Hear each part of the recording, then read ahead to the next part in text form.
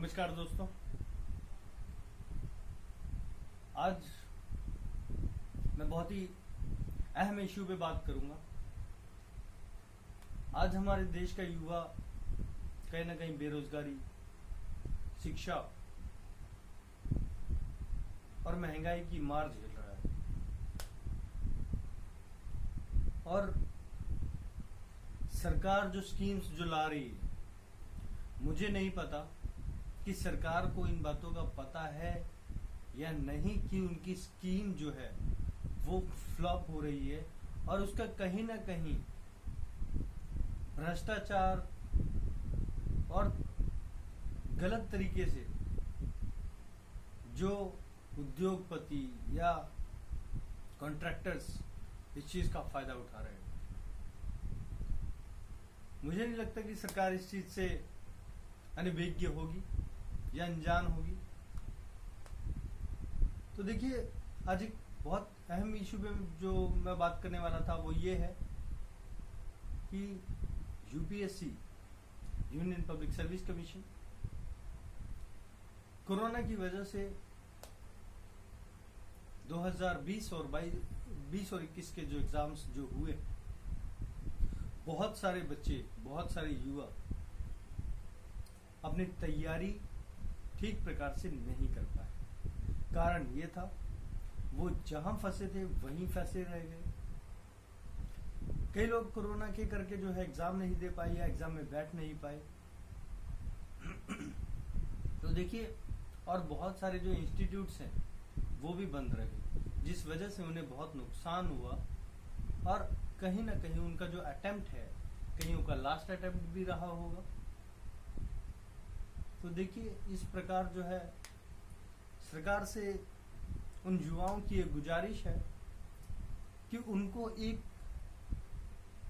या दो अटेम्प्ट, क्योंकि जेन्युइन तरीके से अगर देखा जाए तो यहाँ पर 2 अटेम्प्ट्स की मांग है, क्योंकि 2 अटेम्प्ट जो है, 2 बार 2020 और 21 का जो अटेम्प्ट है वो कहीं ना कहीं कोविड से प्रभावित हुआ है।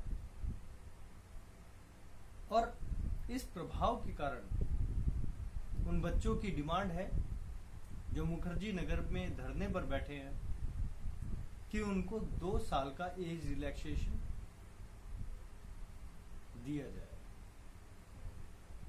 और वो बच्चे पिछले 1 साल से इस मांग पर अड़े हुए हैं, लेकिन सरकार अपना रवैया उन युवाओं के प्रति, उन छात्रों और छात्राओं के प्रति बिल्कुल भी बदलने को तैयार नहीं है। और सरकार अपनी जिद पर अड़ी है कि हम युवाओं को मौका नहीं देंगे। तो सरकार जनता द्वारा चुनी गई है और सरकार का ऐसा तानाशाही रवैया कब तक युवा बर्दाश्त करेगा। और उसी युवा के डर से सबसे ज्यादा सरकारी नौकरी के फॉर्म बिहार के बच्चे भरते हैं।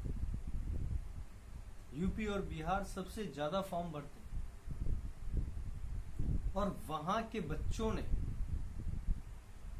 सबसे ज्यादा विरोध किया जब आपने सरकारी नौकरी फौज में 4 साल के लिए की, क्योंकि ये वही युवा हैं जो अपना पूरा सर्वस्व लगा देते हैं एक नौकरी पाने के लिए।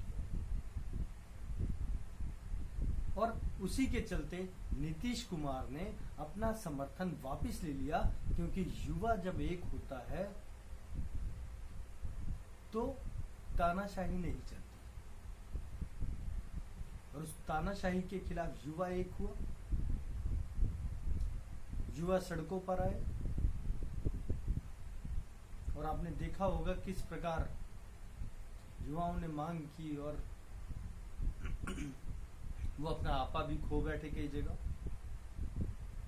तो सरकार से ये निवेदन है कि युवाओं के भविष्य के साथ छेड़छाड़ ना करें। आज सरकार ये करके अपनी तानाशाही रवैये को दिखाने की कोशिश कर रही है, लेकिन ये सरकार के लिए बहुत महंगा भी पड़ सकता है।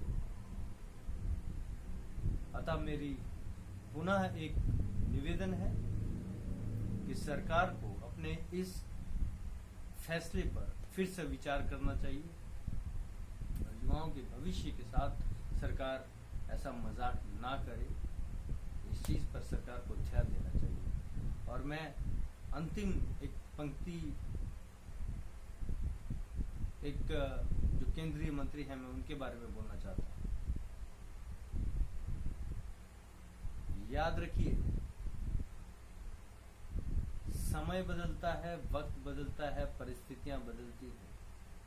लोग सिर्फ वही याद रखेंगे अगर आप उनके लिए कुछ भला या कुछ अच्छा करेंगे। अगर आप अच्छा नहीं कर सकते तो बुरा मत करिए। मिस्टर जितेंद्र सिंह जी, आपसे निवेदन है, पुनः निवेदन है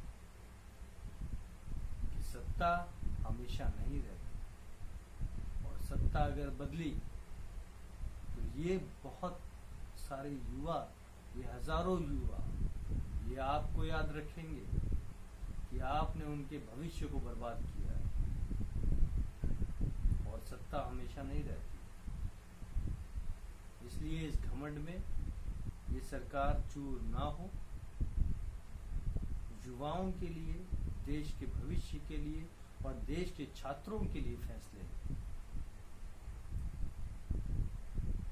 यही बात कह के मैं अपनी बात को समाप्त करता हूँ। आप सभी लोगों का बहुत